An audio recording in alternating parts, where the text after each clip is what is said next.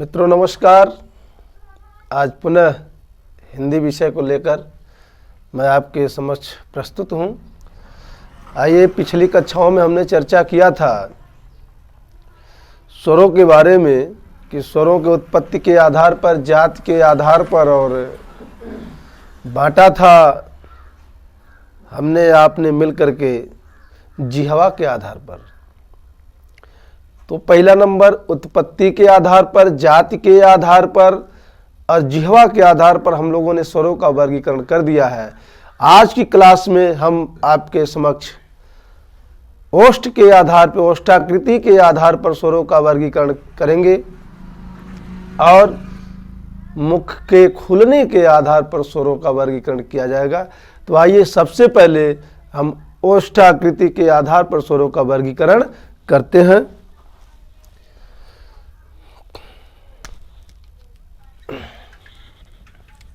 ओष्ठाकृति के आधार पर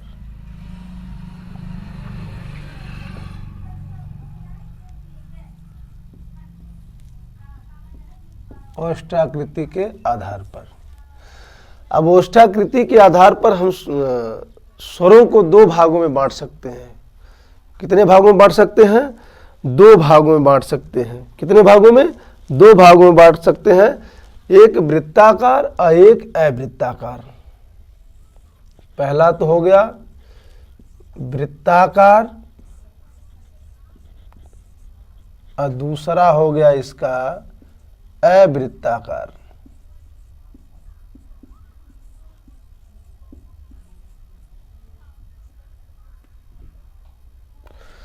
वृत्ताकार और अवृत्ताकार के रूप में हम दो भागों में बांट सकते हैं।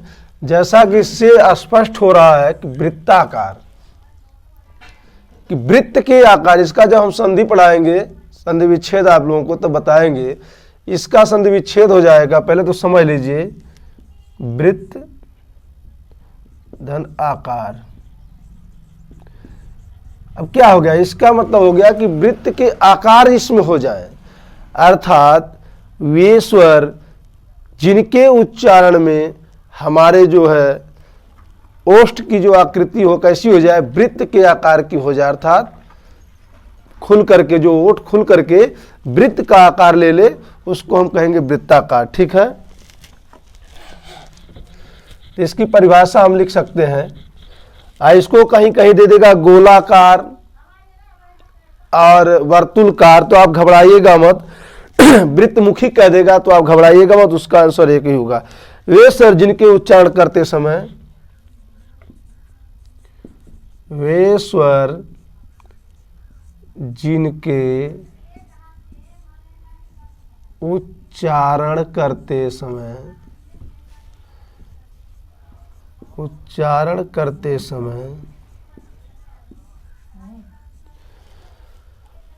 ओष्ठ गोल हो जाते हैं। ओष्ठ गोल हो जाते हैं। कैसे हो जाते हैं? ओष्ठ गोल हो जाते हैं, अर्थात वृत्त जैसी आकृति बना लेते हैं। अर्थात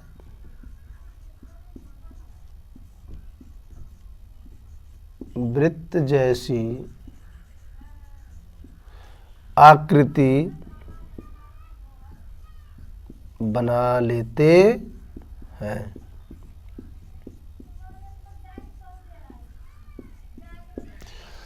वे स्वर जिनके उच्चारण करते समय ओष्ठ गोल हो जाते हैं, अर्थात वृत्त जैसी आकृति बना लेते हैं, उन्हें हम क्या कहते हैं? वृत्ताकार स्वर कहते हैं। क्या कहते हैं? वृत्ताकार स्वर कहते हैं, या वर्तुल स्वर कहेंगे, या गोलाकार कहेंगे, या वृत्तमुखी कह देंगे। इससे आप उच्चारण करके देख लीजिए, कोई याद करने का विषय नहीं कि आप याद ही कर लीजिए। आप समझने की कोशिश करिए, समझेंगे कैसे। परिभाषा हो गई कि वे स्वर जिनका उच्चारण करते समय ओष्ठों की आकृति कैसी हो जाए? गोल हो जाए, अर्थात वृत्त के समान हो जाए। वृत्त की जैसी आकृति जब बन जाती है तो वैसे हमारे स्वर हैं। जैसे देखिए उ ऊ, देखिए ध्यान से इधर, उ ऊ, ओ आओ, तो ये स्वर क्या हो गए हमारे, ये हो गए वर्तुलकार अर्थात वृत्ताकार अर्थात गोलाकार, आप कुछ भी कह लीजिए हो जाएंगे। तो हो गए हमारे उ और ऊ, ओ, औ, क्या हो गए, उ, ऊ, ओ और औ हो जाएंगे। और देखिए अवृत्ताकार, अ माने नहीं, इसका क्या हो जाएगा, अ माने नहीं। वृत्ताकार था जो वृत्त के आकार का नहीं है उसे अवृत्ताकार कहेंगे, या अवर्तुलकार कहेंगे, या अवृत्तमुखी कहेंगे। ठीक है, तो इसकी परिभाषा लिख लीजिए, जिनका उच्चारण करते समय, जिनका उच्चारण करते समय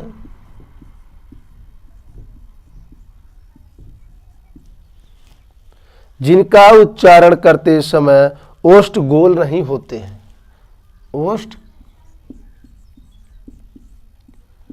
गोल नहीं होते हैं, नहीं होते हैं, अर्थात क्या होते हैं, फैले रहते हैं, अपितु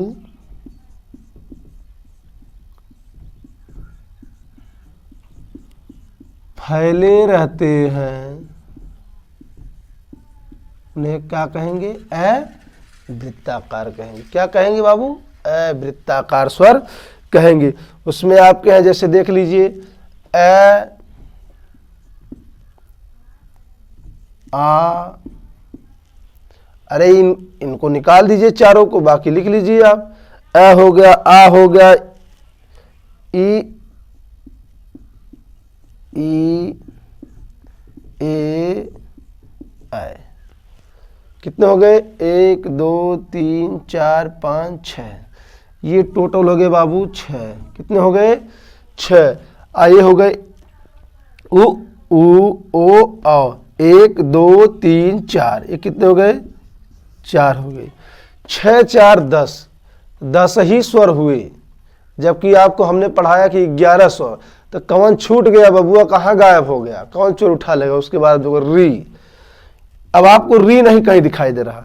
तो री को मैंने पिछली कक्षा में भी कई बार बताया आपको कि कामता प्रसाद गुरु किशोरीदास वाजपेयी जैसे विद्वानों ने क्या कहा कि री हिंदी का स्वर है ये नहीं है। फिर भी यदि री के बारे में कोई चर्चा कर दे तो आप क्या बताएंगे, तो री को ही आप अलग एक लिख लीजिए। आपको री इस तरह लिख लीजिए, ये री क्या है, इसको लिख लीजिए अर्धवृत्ताकार। क्या लिखेंगे, अर्धवृत्ताकार, इसको लिख लीजिए। क्या लिखेंगे, अर्धवृत्ताकार। क्या लिख लीजिए, अर्धवृत्ताकार में इसको अलग से लिख लीजिए। अब देखिए 4 इधर, 1 ये हो गया 5, ये हो गया 6। अब आपकी 11 स्वर हो गए। तो आप जब कोई ओष्ठाकृति के आधार पे आपसे प्रश्न करे कि ओठों के आधार पर स्वरों को कितने भागों में बांटा जा सकता है, तो आपका सिंपल सा जवाब होना चाहिए कि 2 भागों में बांट सकते हैं, एक वृत्ताकार एक अवृत्ताकार। वृत्ताकार क्या, कौन सा स्वर है, जिन स्वरों का उच्चारण करते समय हमारे ओष्ठ इतना खुले कि वह वृत्त की आकार के हो जाए तो वृत्ताकार हो गए, वृत्ताकार स्वर हो गए। और वे स्वर अवृत्ताकार हो जाएंगे जिनका उच्चारण, जिन स्वरों का उच्चारण करते समय हमारे ओठ वृत्त के आकार का न होकर के बल्कि का चफनास फैल जाए, कहते ना गंगम साहब, तो चफनास फैल जाए, तो फैल जाए तो हो जाएगा अवृत्ताकार। अब आगे बढ़ते हैं, 1 मिनट के लिए साइड हो रहा हूं, इसको नोट कर लीजिए या स्क्रीनशॉट मार लीजिए, लिख लीजिए।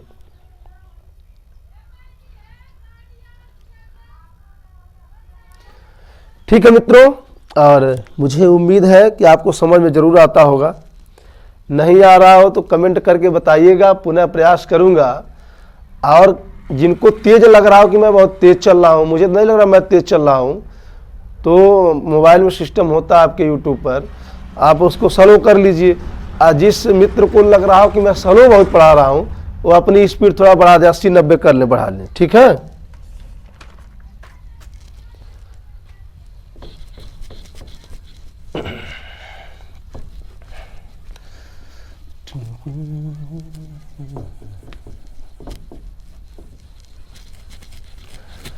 अब हम बांटेंगे सबसे मोस्ट इंपॉर्टेंट ये है, इसको बहुत ध्यान से आप लोग देखिएगा कि मुख के खुलने के आधार पर स्वरों का वर्गीकरण। लिखिए, मुख के खुलने के आधार पर क्या स्वरों का वर्गीकरण, मुख के खुलने के आधार पर। इसको हम टोटल कितने भागों में बांट सकते हैं? 4 भागों में बांट सकते हैं। कितने भागों में? 4 भागों में बांटेंगे। पहला हमारा हो जाएगा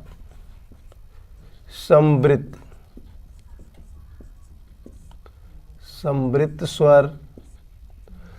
उसके बाद हो जाएगा, दूसरा हमारा हो जाएगा अर्धसंवृत्त।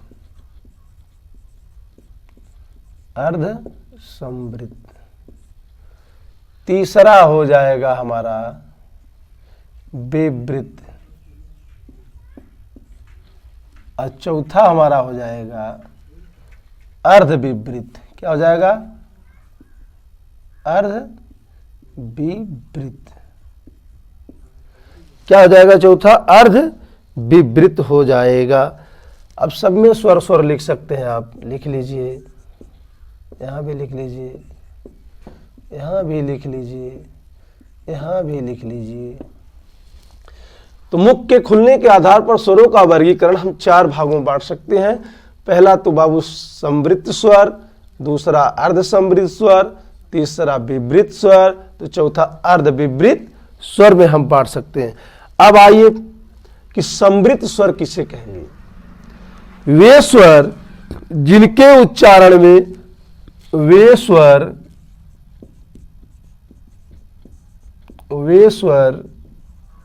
जिनके उच्चारण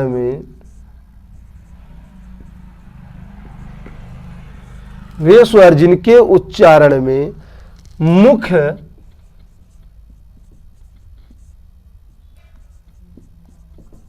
न के बराबर खुलता है,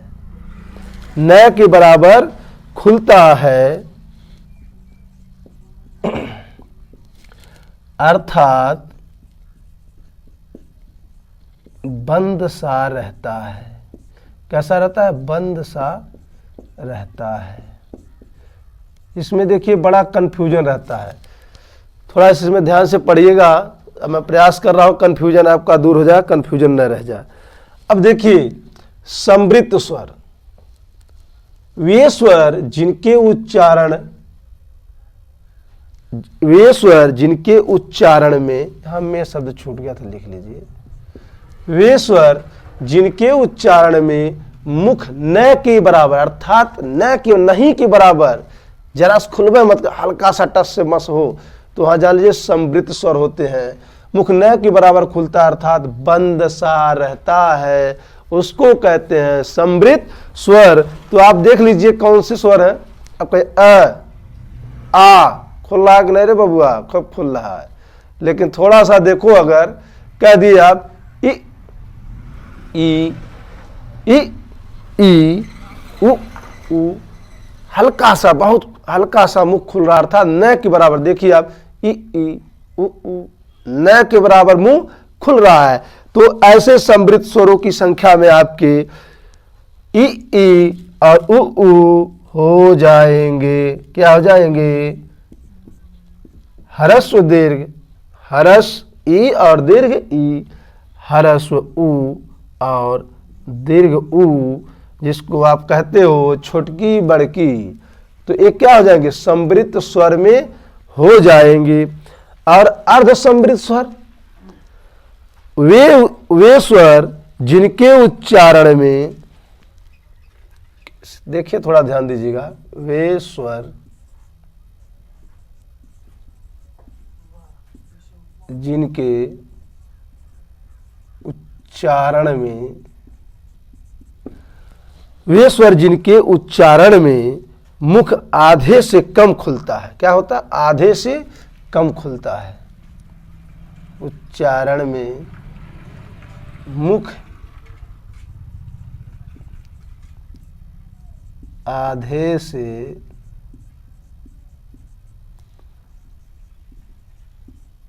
कम खुलता है, वो क्या होते हैं? अर्ध समृत स्वर होते हैं। क्या होते हैं? अर्ध समृत स्वर होते हैं। ऐसे स्वर हमारे ए और ओ हैं। क्या है? ए और ओ है। ए और ओ है। वे स्वर जिनके उच्चारण मुख आधे से कम खुलता है, यानी आधा समूह आ, इससे थोड़ा कम खुलेगा, उसी कहते हैं क्या? अर्ध समृत स्वर। अब अर्ध समृत में हमारे स्वर कौन कौन आते हैं? ए और ओ आते हैं। कौन आते हैं? ए और ओ आते हैं। अब विवृत स्वर, वे स्वर जिनके उच्चारण में मुख पूरा का पूरा फुल खुल जाता हो। क्या हो? पूरा चाप पे खुल जाता हो, जिनके उच्चारण करते समय, उसी को विवृत स्वर कहेंगे।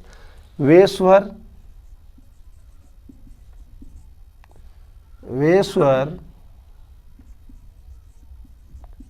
जिनके उच्चारण में मुख, क्या होता है? मुख पूरा खुल जाता है। मुख पूरा खुल जाता है, उसे क्या कहेंगे? विवृत स्वर कहेंगे। क्या कहेंगे? विवृत स्वर कहेंगे। और ऐसा स्वर एकमात्र स्वर आपका है आ। देखो आपका तो आ, तो आ जब आप कर रहे हो, आ का उच्चारण आपके मुख से जब हो रहा है, तो मुंहवा पूरा ऐसा बवा जा रहा है, भारुकायस, तो ये क्या हो गया? पूरा खुल जा रहा है।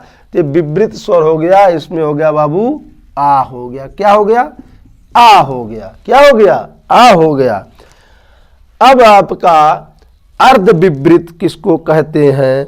जिनके उच्चारण मुख, लिखिए यहां, जिनके उच्चारण में, जिनके उच्चारण में मुख, जिनके उच्चारण में मुख आधे से अधिक खुलता है। क्या होता है? मुख आधे से अधिक खुलता है। आधे से अधिक खुलता है, उसे क्या कहेंगे? अर्ध विवृत। यानी आधे से थोड़ा सा अधिक खुले। ये तो विवृत पूरा खुल जा रहा है आ, लेकिन जिसके उच्चारण में आधे से थोड़ा सा अधिक खुल जाए, उसी को बबुआ कहते हैं क्या? अर्ध विवृत स्वर। ऐसे आपके स्वर हैं ए, और क्या है? ए और आओ। क्या है? अब देखिए, जिसमें पूरा मुंह खुल जाए वो विवृत है, जिसमें से आधा से अधिक खुल जाए वो अर्ध विवृत है। जैसे ए आए आओ, ए आए आओ। ठीक है, तो इनकी संख्या हो गई 3। फिलहाल आपसे संख्या नहीं पूछेगा। इनकी संख्या हो गई 3। ये हो गया 1, ये हो गया 2, ई उ, ये हो गया कितना? 4। तो 4 2 6, 1 7 3 10। एक अभी भी घपला हो रहा किसका? री का। तो आप देखिए बंद सा, मुख बंद सा रहता है। जैसे देखिए ई उ री, तो री को भी आप इसी श्रेणी में रख सकते हैं। इसमें किसमें? समृत में। यहीं लिख दे रहे हैं, जगह है री। ठीक ना, री को भी आप अर्ध समृत में रख सकते हैं। तो ये बड़ा ही महत्वपूर्ण था ये बंटवारा इनका। इसको थोड़ा सा आप लोग और 2-3 बार पढ़ लीजिएगा, लिख डालिएगा ताकि समझ में आ जाए। अर्थात समृत स्वर, एक बार पुनः मैं रिपीट कर दे रहा हूँ, समृत स्वर जिन स्वरों के उच्चारण में मुख बंद सा रहता है, खुलता नहीं है, उसको क्या कहते हैं? समृत स्वर कहते हैं। जैसे इ, ई, उ, री। ठीक, अर्ध समृत वे स्वर जिनके उच्चारण मुख आधे से कम खुलता है, आधे से थोड़ा सा कम खुलता है, जैसे ए और ओ। अब विवृत स्वर जिनमें पूरा मुंह खुल जाता है। 2 चीज आप पकड़िए, देखिए समृत स्वर को और विवृत स्वर को पकड़ लीजिए। फिर इसी का क्या है? पर्दार है, चचेरा भाई है, इसको आप पकड़ लेंगे। जैसे देखिए समृत में क्या होता है? मुंह पूरा बंद रहता है, ना के बराबर खुलता है। क्या होता है? न के बराबर खुलता है। लेकिन अर्ध समृत में वे स्वर जिनके उच्चारण मुख आधे से कम खुलता है। अर्ध माने आधा, असमृत माने बंद सा, यानी आधे से कम खुलता है। तो ए और ओ हो गए। विवृत का समझ लीजिए, विवृत में जिसमें पूरा मुंह भर का बवाया, पूरा मुंह खुल जाए, वो विवृत स्वर है। उसमें आपका केवल एक ही आता, आ आता है। अब अर्ध विवृत, अर्ध माने आधा, विवृत माने खुला, यानी आधे से अधिक थोड़ा सा जो खुला हो उसको क्या कहेंगे? अर्ध विवृत स्वर कहेंगे। और उसमें स्वर आते हैं आपके ए, आई, औ। ठीक मित्रों, अब एक और बंटवारा हम कर देते हैं, इसको एक बार स्क्रीनशॉट मार लीजिए। चलिए, हो गया होगा। अब इसके बाद उच्चारण स्थान के आधार पर हम बांट दें आपके स्वरों को।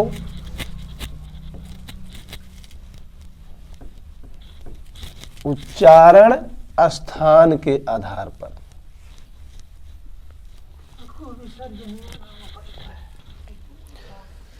अब हम बांटेंगे उच्चारण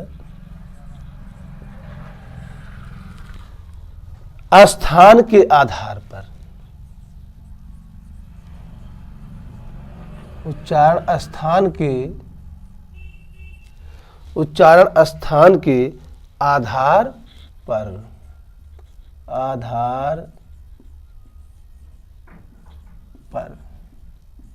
ठीक, उच्चारण स्थान के आधार पर आपको पहले से पढ़ाया गया, ज्ञात है। जिसका जहां से उच्चारण हो जाए उसका वो हो जाएगा। जैसे ए का क्या हो गया? ए का क्या होगा? कंठ होगा। ए आ, कंठ। ए और आ का उच्चारण हम कंठ से कर रहे हैं, यहां से कंठ से कर रहे हैं, तो इसका उच्चारण स्थान क्या हो जाएगा? ए आ, कंठ। तो आप लिख लीजिए, पहला बाबू कंठ है, इसका कौन हो जाएगा? ए और आ हो जाएगा। क्या हो जाएगा? ए और आ हो जाएगा। दूसरी बात आती है तालव्य। क्या आती है? तालव्य की। तालव्य में क्या आएगा? जहां जिह्वा आपकी, जिन स्वरों को उच्चारण करते समय जिह्वा आपकी कहां तालु को स्पर्श करती हो, उसको क्या कहेंगे? तालव्य। जैसे ई, क्या कहेंगे? ई और ई क्या कहेंगे? ई। और तीसरा पॉइंट हमारा मूर्धा। क्या है? मूर्धा। जहां तालु से थोड़ा सा ऊपर आगे जाके जिह्वा आपका इंगित करती है, वो क्या होता है? मूर्धा होता है। अब मूर्धा हमारी क्या आती है? री। क्या आती है? री आती है। क्या आती है? री। चौथा पॉइंट हमारा है, अब देखिए तालव्य हो गया, कंठ हो गया, तालव्य हो गया, मूर्धा हो गया। अब एक बच रहा आपका ओष्ठ। क्या बच रहा है? ओष्ठ। अब जिन स्वर, अभी कभी कभी परीक्षाओं में पूछ लिया जाता है, यदि आपका ओठवा काट दिया जाए तो किस स्वर का उच्चारण आप नहीं कर पाएंगे? तो उ और उ का उच्चारण आप नहीं कर पाएंगे। न माने तो हम प्रयास करते, काटेंगे तो नहीं अपना, और दूसरा कोई कटाए तो भाई काट देंगे। ये देखिए उ उ उ उ हो रहा नहीं हो रहा। इसलिए ओष्ठ है, ये ओष्ठ से उच्चारण होने वाले स्वर हमारे हैं उ और ऊ। क्या बाबू?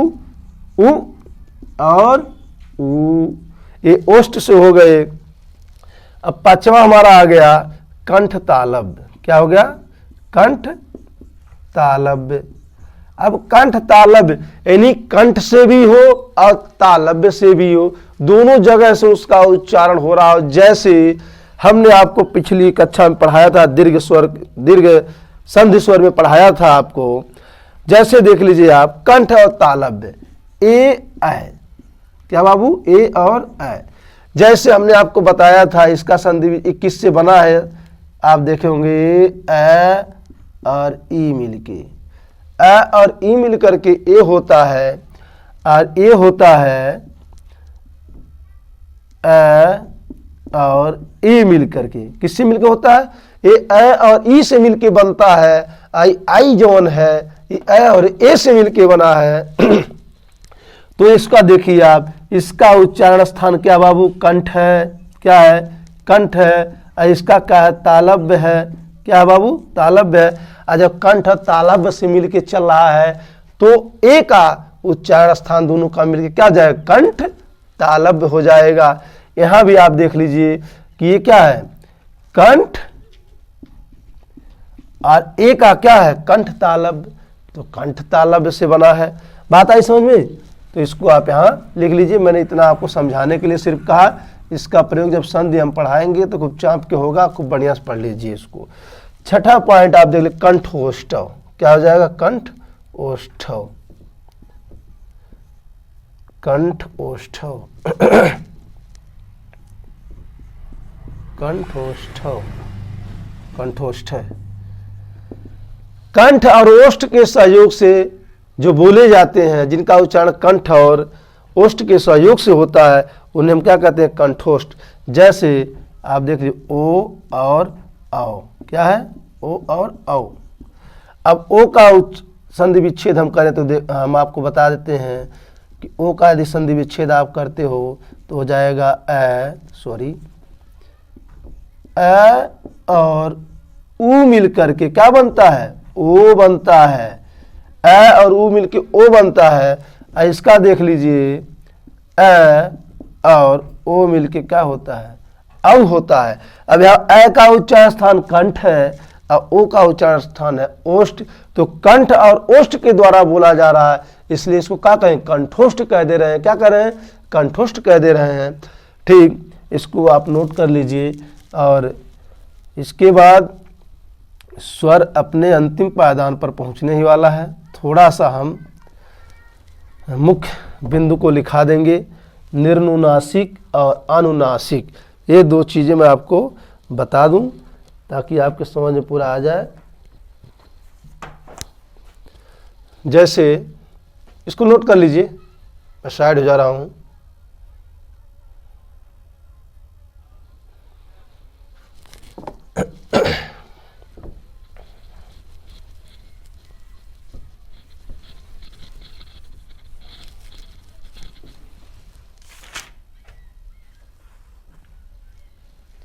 नासिका के आधार पर क्या होगा? नासिका।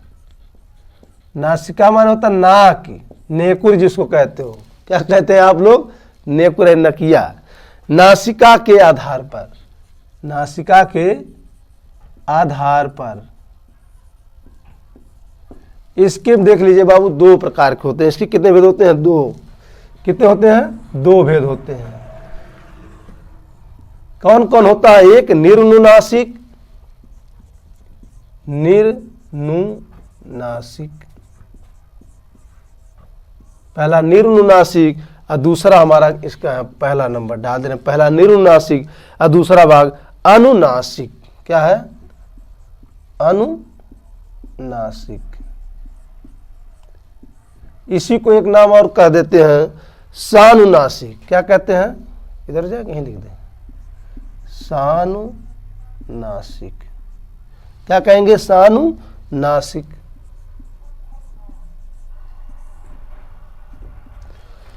निर्नुनासिक पहला हो गया बबुआ, दूसरा हो गया अनुनासिक या सानुनासिक। तो इसका हम पहले परिभाषा आपको लिखा दे रहे हैं। वे स्वर जिनका उच्चारण वे स्वर जिनका उच्चारण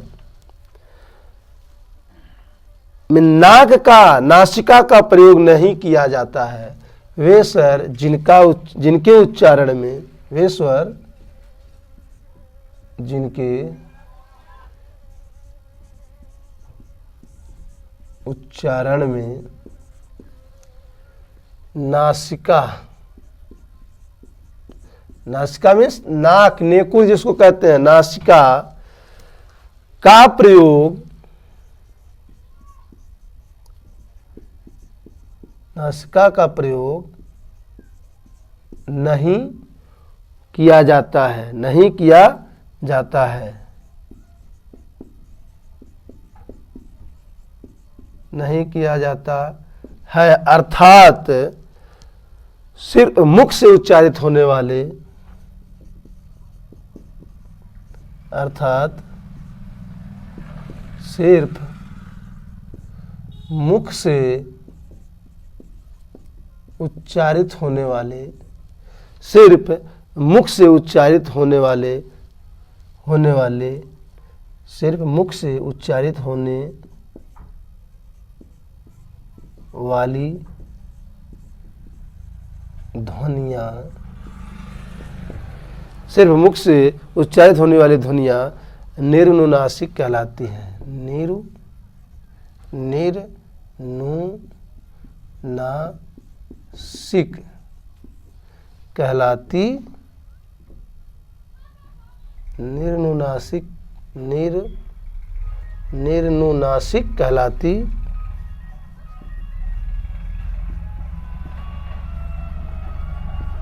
निर्नुनासिक कहलाती है, निर्नुनासिक कहलाती है। जैसे बहुत महत्वपूर्ण है ये सभी स्वर,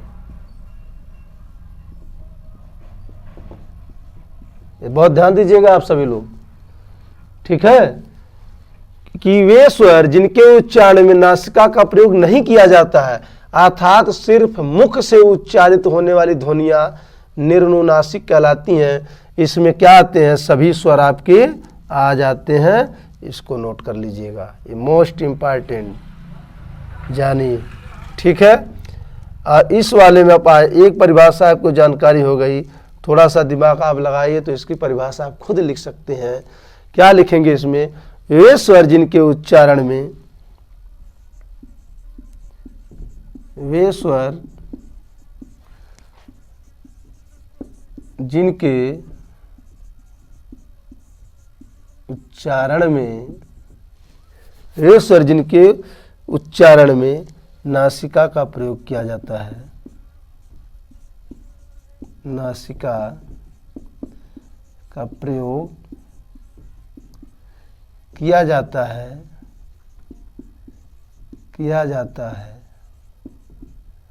वे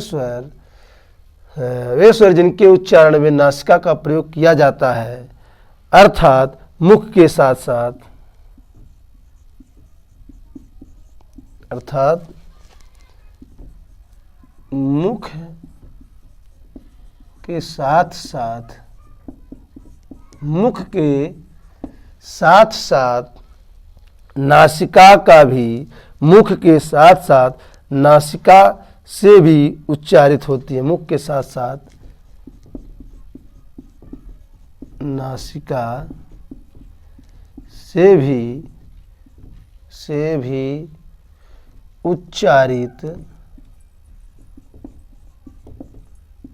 उच्चारित होने वाली ध्वनियाँ, होने वाली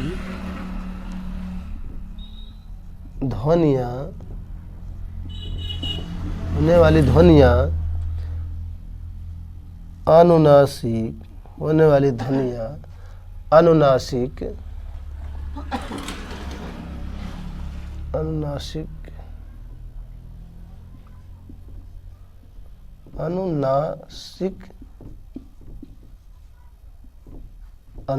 कहलाती हैं। ऊपर हम लिख दिए अनुनासिक या सानुनासिक, बात एक है बबुआ, देख लेना, कहलाती हैं। अब इसमें क्या होगा, इसमें जिसके ऊपर चंद्र बिंदु आ जाए वो क्या हो जाएगा, वो हो जाएगा अनुनासिक। जैसे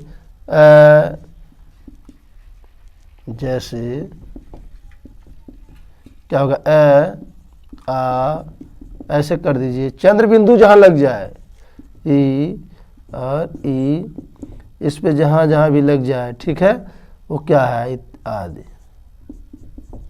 क्या हो जाएगी, ये सब जहां चंद्र बिंदु आ जाए वो अनुनासिक है। क्या है, अनुनासिक है। और जहां चंद्र बिंदु नहीं रहेगा वहां क्या हो जाएगा, निरुनुनासिक। तो सभी स्वर हमारे निरुनुनासिक हैं, इसको नोट कर लीजिए। पुनः मिटाकर अब जो मैं बताने जा रहा हूँ वो स्वरों के संबंधित बहुत महत्वपूर्ण है, उसको आप बड़ी ईमानदारी निष्ठा के साथ पढ़िएगा और समझने की कोशिश करिएगा।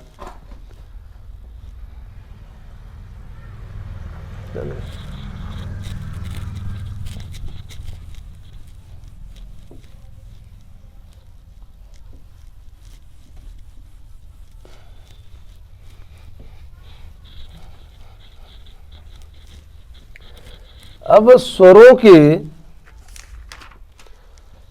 जो कुछ महत्वपूर्ण चीजें हैं उसको लिख लीजिए आप, जैसा नोट में लिख लीजिए। ठीक, पहला नंबर डाल दीजिए कि हिंदी वर्णमाला में आगत वर्णों की संख्या कितनी है। हिंदी वर्णमाला में आगत वर्णों की संख्या, आगत वर्णों की संख्या कुल कितनी है, 6 है। कितनी है, 6 है। और हिंदी वर्णमाला में आगत स्वरों की संख्या कितनी है।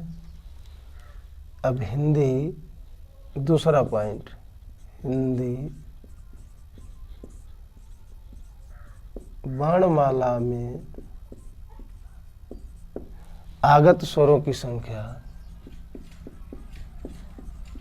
आगत स्वरों की संख्या कितनी है, मात्र एक है। क्या, आ है। ये क्या है, एक ही है। कितनी है, एक ही है। इसको मैं शुरुआत में ही चर्चा किया था, अंग्रेजी से चला आया है आपकी हिंदी में, ठीक है। आगत व्यंजनों की संख्या कितनी है। अब तीसरा पॉइंट लिख लीजिए, हिंदी में, हिंदी वर्णमाला में, हिंदी वर्णमाला में आगत व्यंजनों की संख्या। क्या है, आगत व्यंजनों की संख्या कितनी बाबू, 5 है। कितनी है, 5 है। क, ख, ग, 3 हो गई, और जय और फ। और क्या है, जय और फ, यही लिख देना, जय और फ। 1 2 3 4 5, इनकी संख्या कितनी है, 5 है। तो हिंदी वर्णमाला में आगत वर्णों की संख्या कुल 6 है। हिंदी वर्णमाला में आगत स्वरों की संख्या मात्र 1 है। और हिंदी वर्णमाला में आगत व्यंजनों की संख्या कोई पूछे तो कितनी है, 5 है। कैस कबूतर, खस खरगोश, जिसको पढ़े गैस गमला, जैफ है। तो कै ख ग जैफ है, घ मत कह देना, दिमाग में रखना, कै ख ग जैफ है। और एक महत्वपूर्ण बिंदु, चौथा पॉइंट नोट कर लीजिए कि जब आगे मैं पढ़ाऊंगा व्यंजन तो अल्प प्राण महाप्राण पढ़ाऊंगा। अल्प प्राण जिन ध्वनियों का उच्चारण करते समय मुख विवर से कम वायु बाहर निकले, क्या हो, कम वायु बाहर निकले, तो उसको अल्प प्राण कहते हैं। या जिन ध्वनियों के उच्चारण में मुख विवर के मार्ग से, मुख के द्वारा अधिक प्राण वायु बाहर निकले, उसको महाप्राण कहते हैं। तो ये टीजीटी में पूछा था ये प्रश्न कि स्वर अल्प प्राण होते हैं या महाप्राण होते हैं। तो मोस्ट इंपॉर्टेंट है, इसको नोट कर लीजिएगा कि सभी स्वर अल्प प्राण होते हैं, अल्प प्राण होते हैं। मोस्ट इंपॉर्टेंट है बबुआ, इसको जरूर नोट कर लेना कि सभी स्वर अल्प प्राण होते हैं। ऐसा न लिख लेना सभी स्वर अल्प प्राण होते हैं 5, ये दिमाग में रखना, ये अलग चीज है, इसको नोट कर लेना अलग से, ठीक है। 5वां पॉइंट, अघोष और सघोष। जिन ध्वनियों के उच्चारण में स्वर तंत्रिकाओं में कंपन होता है उसे सघोष कहते हैं। जिन ध्वनियों के उच्चारण में स्वर तंत्रिकाओं में कंपन नहीं होता है उसे अघोष कहते हैं। तो सभी स्वर यहां नोट कर लीजिएगा, सभी स्वर सघोष होते हैं, सभी स्वर सघोष होते हैं, सभी स्वर सघोष होते हैं। तो पहला पॉइंट, हिंदी वर्णमाला में आगत वर्णों की संख्या 6, हिंदी वर्णमाला में आगत स्वरों की संख्या आ 1 है, हिंदी वर्णमाला में आगत व्यंजनों की संख्या 5 है, क, ख, ग और ज और फ है। सभी स्वर क्या होते हैं, इसको दिमाग में रखना बेटा, ध्यान रखना कि सभी स्वर क्या होते हैं, अल्प प्राण होते हैं और सभी स्वर सघोष होते हैं। ये बहुत महत्वपूर्ण बिंदु है। शेष व्यंजनों के बारे में हम अगली कक्षा में आपसे चर्चा करेंगे। हाँ, एक चीज छूटा है, जिसे स्वरों का आप हर्ष स्वर, दीर्घ स्वर, प्लुत स्वर, तो आप जान लीजिए कि जिन स्वरों के उच्चारण में कम समय लगता है, अर्थात एक मात्रा का समय लगता है, उसे हर्ष स्वर कहते हैं, और जिन स्वरों के उच्चारण में द्विमात्रा का समय लगता है उसको दीर्घ स्वर कहते हैं, और जिन स्वरों के उच्चारण में 3 मात्रा का समय लगता है उसे प्लुत स्वर कहते हैं। जबकि प्लुत स्वर हिंदी के स्वर नहीं है, इससे कोई लेना देना नहीं है। जानते रहिए, इसको लिखा है नहीं हूँ, नोट कर लीजिएगा, थोड़ा रोक रोक करके सुन लीजिएगा और आप लिख सकते हैं। ये कुल बहुत छोट लेके जानते हैं, हर्ष स्वर, बड़ा स्वर, दीर्घ स्वर, ठीक है। बाकी चर्चाएं पूरी हो चुकी है। अगली कक्षा में पुनः हम आपके बीच में आएंगे व्यंजनों के बारे में बात करने। ठीक, तब तक के लिए जय हिंद, जय भारत, नमस्कार साथियों।